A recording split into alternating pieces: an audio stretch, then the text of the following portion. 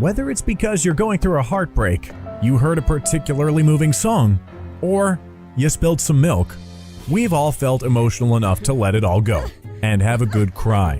But why is it that we cry when we're sad? Let's take a look at Brainerd. He's been having a rough time lately. His personal problems, relationships, and responsibilities have piled up to the point that he's feeling overwhelmed.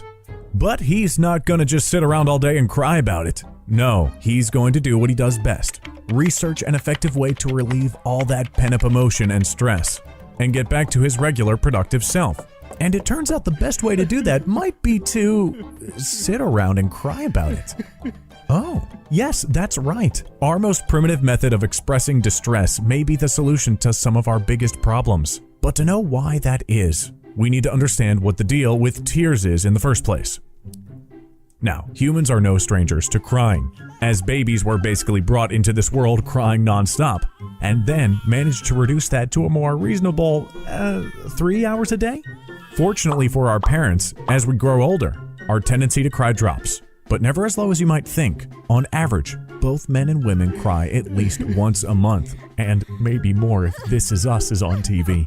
Fortunately for us, tears are actually an incredible biological tool that are essential for human performance. Chemically speaking, they're made up of a lot of the same components as saliva, but there's a world of difference between your tears and your spit. In fact, there's a world of difference between your tears themselves.